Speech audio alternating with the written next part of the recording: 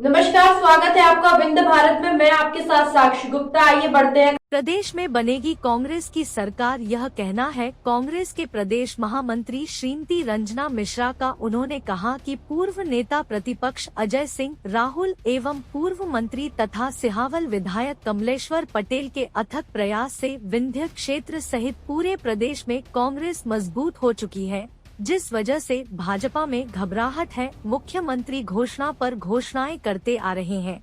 जनता अब सीएम की झूठी घोषणाओं से खुश नहीं है, जिस वजह से कांग्रेस की सरकार बनेगी। उन्होंने कहा कि मैं भी टिकट के दावेदार हूं। भाजपा ने महिला प्रत्याशी को सीधे विधानसभा में प्रत्याशी बनाया गया। मुझे भरोसा है कि कांग्रेस भी महिला प्रत्याशी को महत्व देगी। आगे उन्होंने क्या कहा, सुनिए पूरी रिपोर्ट जगन्नाथ द्विवेदी के साथ। टिकट के दौर में कई चेहरे सामने आ रहे हैं, जिसमें आपका नाम इन दिनों हम नहीं कह रहे हैं, क्षेत्र की जनता बता रही है आपका नाम सुर्खियों में है। चूँकि हमने कई विधानसभा अपने सीधी विधानसभा में कई जगह पता किया, लोग बता रहे हैं कि आपका नाम सुर्खियों में है। क्या कहेंगे? देखिए, मैं तो हमेशा ही जनता के बीच में रही हूँ और जब भी मुझे लगा है कि उनके हितों की बात होती है तो उसमें मैंने पूरे उनके हक की लड़ाई लड़ी है और उसको जो है तो उसको उनके कार्य को करने के लिए मैंने अपना जी जान तन मन सारा अर्पण किया। चाहे वो चूल्हा टोट का मुद्दा रहा हो, चाहे ये गोपाल दास मार्ग की बात रही हो, चाहे सीधी बस स्टैंड का मुद्दा रहा हो। मैंने कभी भी लोगों के हितों से जो है तो समझौता करने की कोशिश नहीं की। जहाँ सबका हित होता है, पहले मैं उस कार्य को करने की प्राथमिकता में रहती हूँ कि पहले लोगों का काम होना चाहिए, बाकी काम बाद में होना चाहिए। तो मैं तो हमेशा जनता के बीच में रहती हूँ और ऐसे जनता से अगर मुझे ऐसा प्यार और ये सारी चीज़ें मिल रही है तो निश्चित तौर पे ये मेरे लिए बहुत बड़ी उपलब्धि है कि लोग मेरा नाम ले रहे हैं। मेरे लिए तो बहुत गर्व का विषय है। भाजपा की एक बड़ी उपलब्धि इन दिनों चल रही है, शिवराज की घोषणाएँ, चाहे लाली बहाना हो, चाहे बिल माफ हो, चाहे गैस का रेट कम हो। क्या कहेंगे? देखिए, ये तो सारी घोषणाएं लॉलीपॉप है और ये सब जो है तो सबको पता है, क्योंकि अभी 18 साल तक इनको किसी घोषणा की कोई याद नहीं आई। जब कोरोना काल में पूरा देश जो है तो मर रहा था, उस टाइम इनके गैस सिलेंडर के दाम 1150 रहे, उससे उनने 1 रुपया नहीं दिया। उस समय इनने कोई फ्री राशन की योजना नहीं चलाई, इनने कोई महंगाई में कोई कमी नहीं की। तो हम कैसे मान लें कि ये जो इतनी घोषणाएं कर रहे हैं वो जो है तो ये इसमें से कोई भी एक पूरी करेंगे? ये सिर्फ घोषणा है। पहले भी शिवराज मामा जी 22,000 घोषणा कर चुके हैं जो अभी तक पूरी नहीं हुई हैं। ये सिर्फ घोटाला करते हैं, चाहे व्यापम घोटाला हो, चाहे पटवारी घोटाला हो, चाहे पोषण आहार घोटाला हो, चाहे मिडवे घोटाला हो। तो सिर्फ भ्रष्टाचारी सरकार है।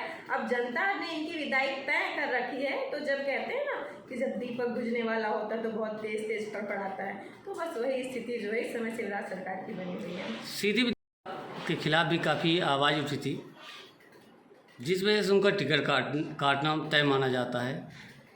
क्या लगता है कि उनके द्वारा भी ताबड़तोड़ का संपर्क अभियान किया गया, उन्होंने अपने पुत्र को भी आगे लाने का काम किया, फिर क्यों टिकट करा? क्या मानते हैं?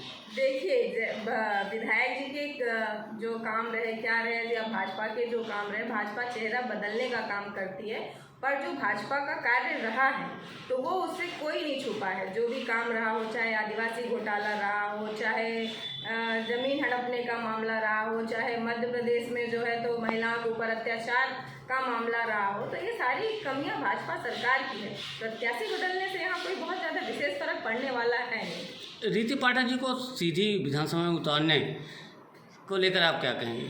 उनके द्वारा भी कई मुद्दे सामने ला गए थे, लेकिन सफलता अर्जित हुई कि नहीं? आप क्या बताएं? आप देख रहे हैं कि सांसद जी का 9 साल का कार्यकाल पूरा हो गया और उसके बाद पहले वो 4 साल तक शायद जिला पंचायत अध्यक्ष भी रहे।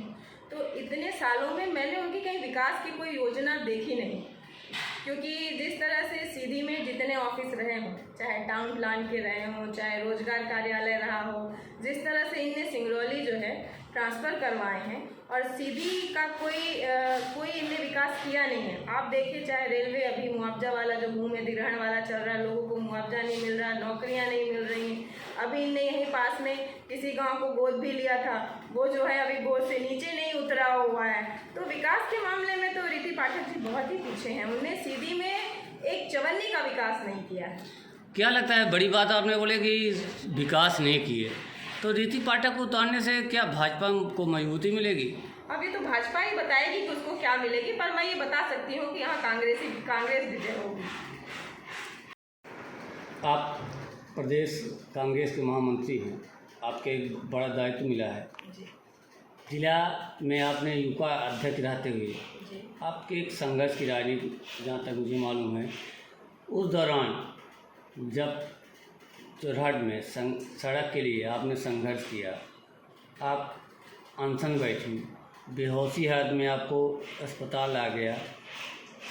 आज वह राजनीति राहुल भैया भी जानते हैं, कमलेश्वर पटेल भी जानते हैं। अब क्या लगता है, चुनाव लड़ने के लिए हम भी तैयार हैं, कई तैयार हैं? देखिए ये पार्टी का निर्णय होगा कि पार्टी किसे चुनाव लड़ाएगी, और जो भी योग्य प्रत्याशी होगा उसे पार्टी चुनाव लड़ाएगी, और अगर मुझे पार्टी मौका देती है तो मैं भी चुनाव लड़ूंगी। अभी जो टिकट वितरण हुआ भाजपा में, विरोध का स्वर हो गया। रीति पाठक जी सीधी से टिकट पाई, विश्वामित्र जी सियावल से। विरोध का स्वर भी कम नहीं है, कहीं कहीं सीधी विधायक की उपेक्षा हुई, क्या कहेंगे? देखिए ऐसा है, ये भारतीय जनता पार्टी का जो है वो उनका खुद का मैटर है कि उन्हें किसे कहाँ कैसा टिकट दिया। वैसे भी भारतीय जनता पार्टी जो है ज़मीनी स्तर पर पूरी तरह से उसको जनता ने नकार दिया है। अब वो टिकट किसे देते हैं किसे नहीं देते हैं, कोई भी आएगा, तो भारतीय जनता पार्टी की अब ज़मीन बची नहीं है मध्य प्रदेश में। और जिस तरह से हमारे क्षेत्र के बड़े नेता आदरणीय अजय सिंह राहुल भैया जी, आदरणीय कमलेश्वर पटेल जी जिस तरह से मेहनत कर रहे हैं, तो बहुत जल्दी मध्य प्रदेश में जो है तो कांग्रेस की सरकार बनने वाली है, और भारतीय जनता पार्टी जो है मध्य प्रदेश से विदाई लेने की स्थिति में आ गई है। एक परंपरा बनी है, भाजपा 2 विधानसभा में ब्राह्मण को दे दी है, चौराहट में भी लगभग ब्राह्मण को ही भाजपा देने वाली है। क्या एक सीट, हम नहीं कहते सीधी ही बची हुई है, तो ब्राह्मण को मिलेगा, यह उम्मीद मानती हैं? आपको मिले या ना मिले, लेकिन किसी को मिलना चाहिए। अब देखिए वैसे तो मिलना चाहिए, अब किसे पार्टी देती है ये भी पार्टी का निर्णय है कि ब्राह्मण देती है, क्षत्रिय देती है या ओबीसी देती है, ये पार्टी का निर्णय होगा। विधानसभा में कई समस्याएं बनी हुई हैं, अस्पताल की व्यवस्था हो, अव्यवस्था हो, या कई अव्यवस्थाएं हैं। इसमें भाजपा नेताओं ने कोई पहल करना उचित नहीं समझा, फिर किस वजह से वोट मांगना शुरू करेंगे? बिल्कुल, आप अस्पताल की व्यवस्था ले लीजिए। अस्पताल की व्यवस्था सीधी जिले की एकदम लचर है। हमारे आप जैसे लोग जो है हॉस्पिटल जाने से डरते हैं। अगर आपको इंजेक्शन लगवाने या छोटा सा मलेरिया हो गया है तो आप यहाँ जिला अस्पताल जाके नहीं दिखा सकते हैं। आपको कोई इमरजेंसी ज़रूरत हो गई है तो आप यहाँ सीधी में डॉक्टर नहीं है। सीधी की शिक्षा, स्वास्थ्य, सारी जो है सबका हाल बेहाल है। रोजगार, यहाँ पे सीधी जिले को इलनेस जो है सिर्फ चारागाह बना के छोड़ा है भाजपाइयों ने, बाकी यहाँ का विकास कुछ भी नहीं किया है। राहुल भैया, कमलेश्वर पटेल जी लगातार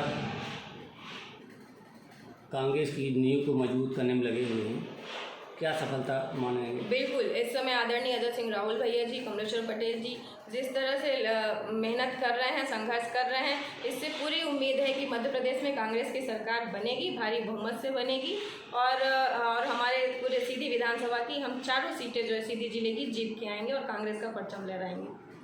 फिलहाल के लिए इतना ही। खबरों का सिलसिला लगातार जारी है, बने रहिए हमारे साथ। नमस्कार।